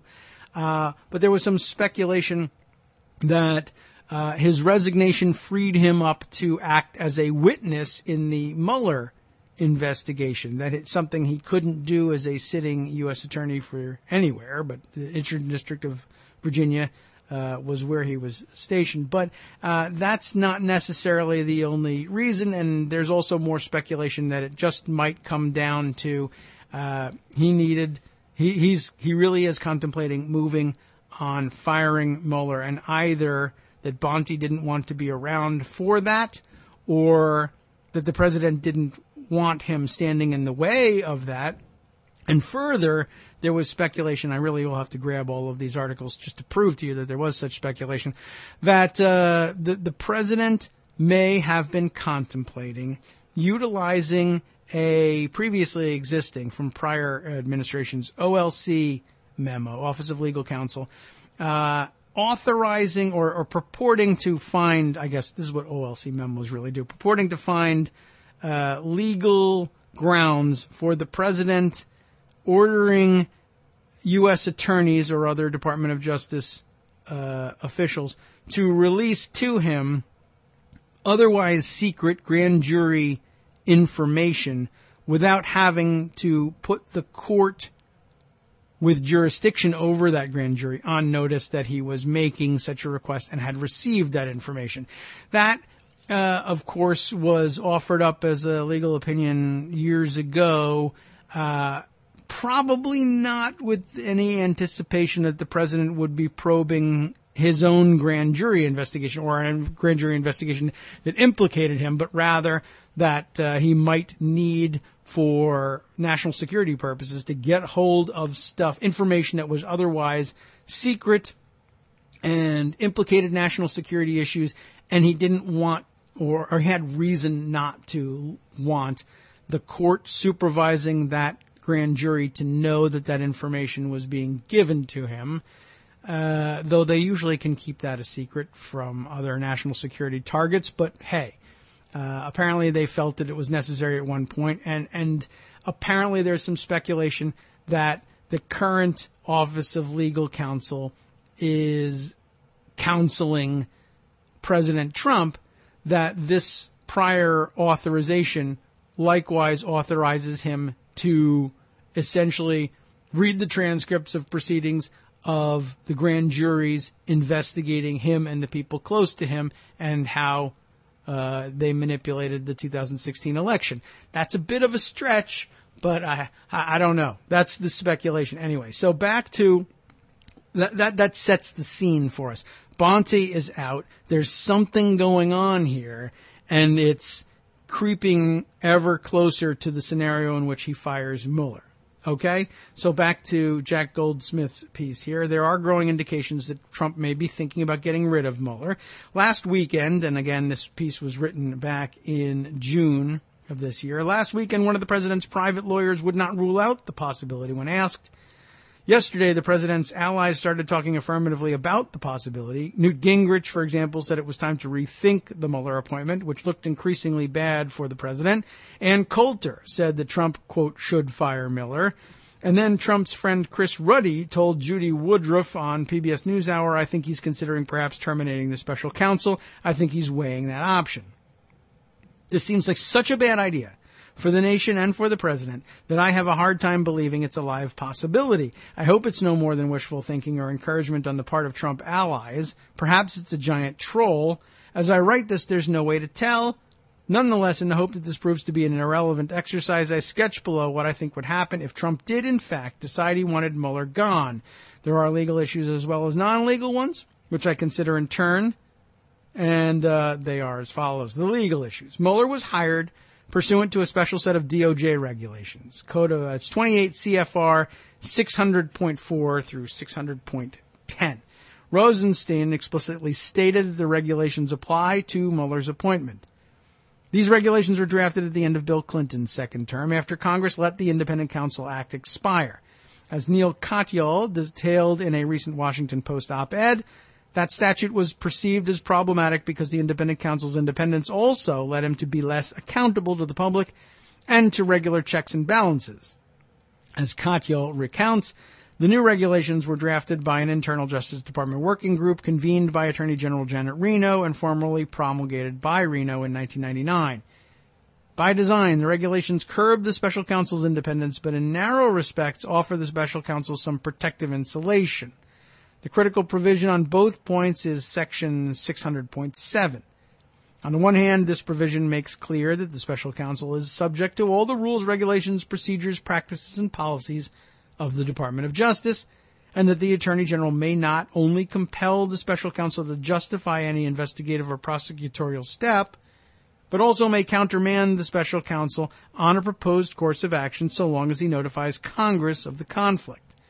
On the other hand, the regulations also provide a measure of protection by setting 3 specific terms for special counsel's removal.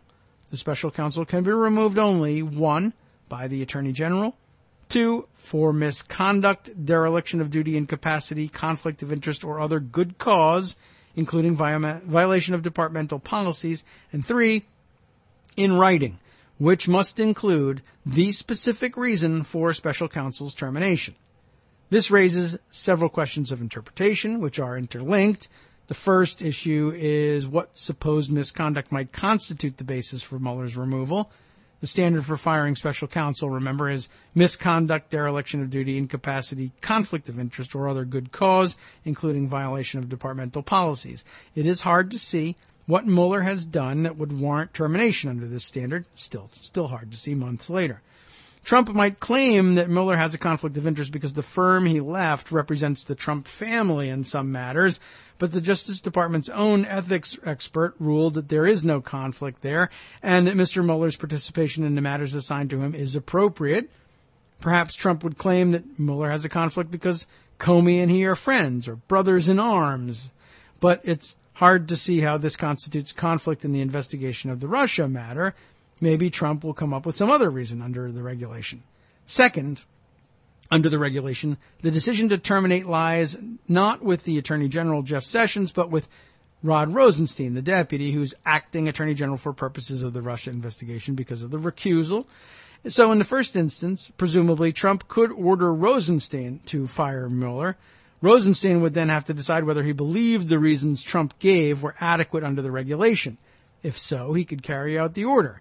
If not, and he refused to do it, Trump could fire him, or he might simply resign in the face of Trump's order, more on which below. We'll see if we get to it. Third, if Rosenstein resigns, that raises the question of who becomes the acting Attorney General. Succession in the department is to a point outlined by statute. Where the Attorney General and Deputy Attorney General are unable, the Associate Attorney General shall act as Attorney General. Otherwise, the Attorney General may designate the Solicitor General and the Assistant Attorneys General in further order of succession to act as Attorney General. That means it could go down the line until the Assistant Attorney General did not resign, and Assistant Attorney General did not resign, and instead carried out the President's order. Succession is complicated by the fact that after Rosenstein, there are only 2, at that point, other confirmed officials in DOJ. Associate Attorney General Rachel Brand and Acting Assistant Attorney General for the National Security Division, Dana Bonte, who was previously confirmed to be U.S. Attorney for the Eastern District of Virginia. A tad more, he says, on that below as well. If the officers after Brand also resign, then an executive order on DOJ succession recently promulgated by Trump would control. This barely noticed executive order would potentially assume great significance if Trump fires Mueller.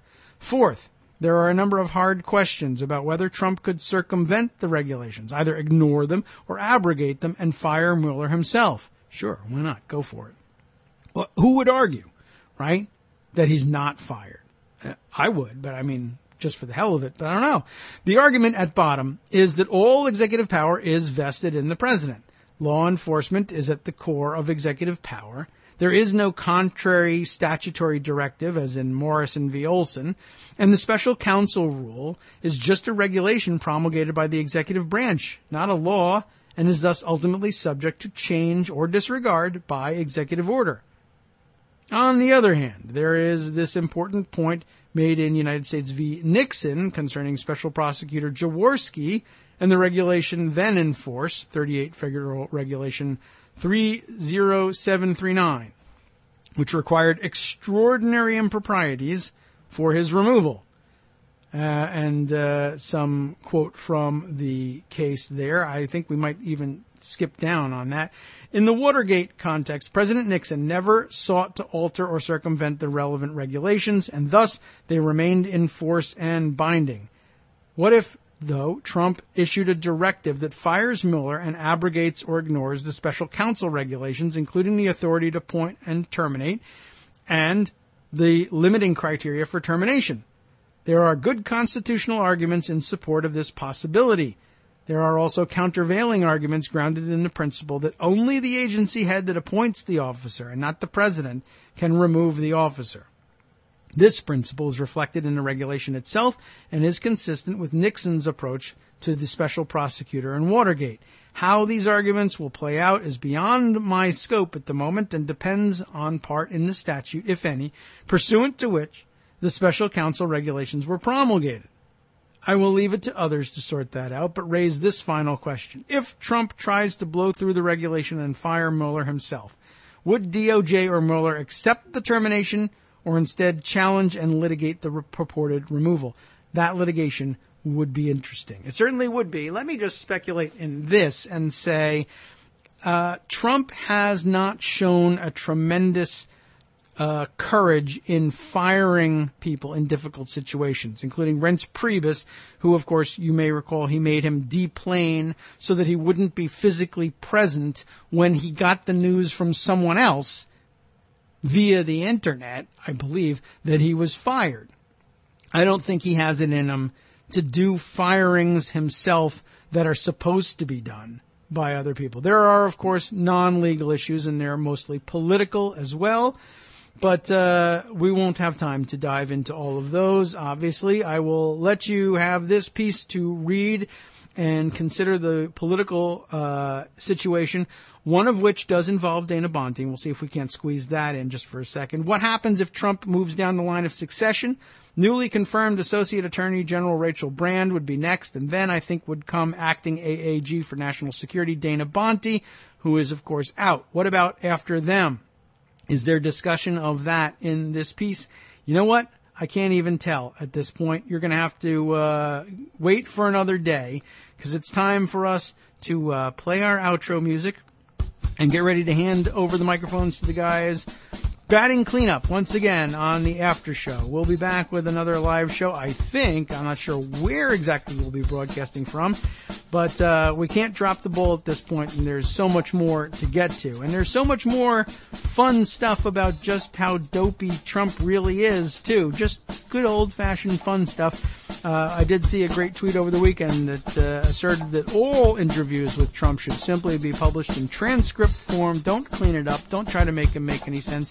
The more people get a sense for how this guy handles himself verbally on any given question, the more fed up they'll become with him. We'll share another of these incredible screw-ups, perhaps tomorrow, along with many other things that we didn't get to today. But what about what's coming up next on the After Show? I can certainly tell you about that. It's Metaphor Monday on the After Show, but here's what they'll be bringing you directly. Metaphors aside, the lawyer for Ramsey Orta says his client has been beaten by prison guards and thrown into solitary confinement as retaliation for filming Eric Garner's death. Wow, you remember that case. Airline racism against black and Muslim passengers is out of hand, And the Indiana Secretary of State is once again being sued for violating federal election laws. What about on the last half? Of course, they'll be talking about Manafort and Rick Gates and exactly From who Daily he is. Kos Radio on networksradio.com.